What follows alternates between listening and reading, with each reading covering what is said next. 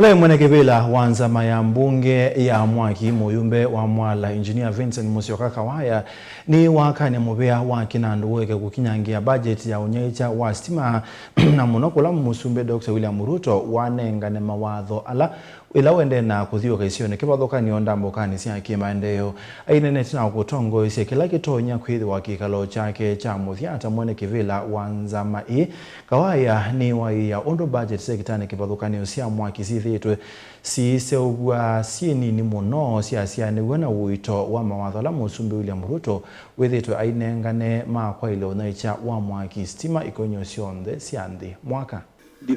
Kawaya noloa kwata weni maofisa kuma sektani cia Mwaki kikaloni kila kitona itha ki chake cha muthiata Mweene Kivila Nzamani niwaithia muno mauvaluku Muvia wa Kinandu thino wanyo budget ya Muvia wa Mwaki teta mawatho maingi ma President William Ruto mena kielelo kisio cha kwa Unyaiikya wa Stima maithito mainengwa wito ni Muvia wa Kinandu ila masafu ma budget Maendeeo kuvangwa. You see, for us, when an executive order, for instance, is given, even as a committee that is supposed to be independent in our own matters, we take it very, very seriously. When the ministry, for instance, launches a particular project and is attended by the head of state, and this project affects 1.2 million Kenyans, it is no longer about the head of state, it is no longer about yourselves, it's no longer about the ministry, it is about making this project successful.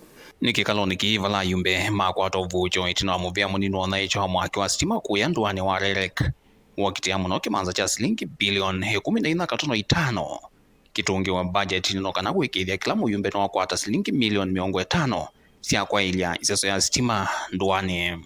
There is a lot of need. Members of Parliament and other stakeholders are coming to us requesting for more projects. The amount of money we have in the budget currently is allowing us to do between 1 and 2 projects per constituency. But the need is higher than 1 to 2 projects. So we are requesting for the 50 million per constituency if it can be reinstated. And I've also made a very strong case around this matter in our recommendations in the PPS that we have passed on that case of reinstating the 14.5 billion. Rerek the weto yuthi the cavity ni wa kuikia Stima maskulu ne ondo mwana isesene cia volisi bala weta ne kwatete ukulu munene sector ne no. The Ministry of Education is writing to us every day telling us we have constructed this new TVET, we need electricity.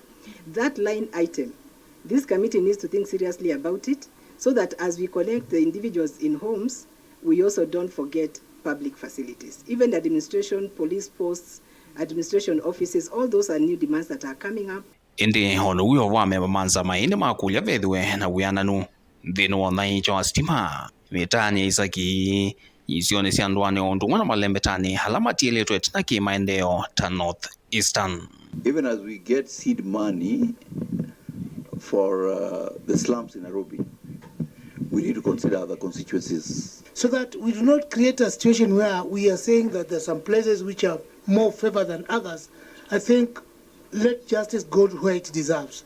Like my own constituency, Chepalungu, and many other rural constituencies in the country are much disadvantaged because even if we try comparing ourselves with the urban constituencies, they are far much ahead in terms of connectivity. Chair, on the issue of last mile, I just want to mention to Mheshimiwa Mandazi that we are very careful on how we distribute the resources. Vilingwa mauvo kumavamu sinilovi nyeneta wa Benjamin na mwaka.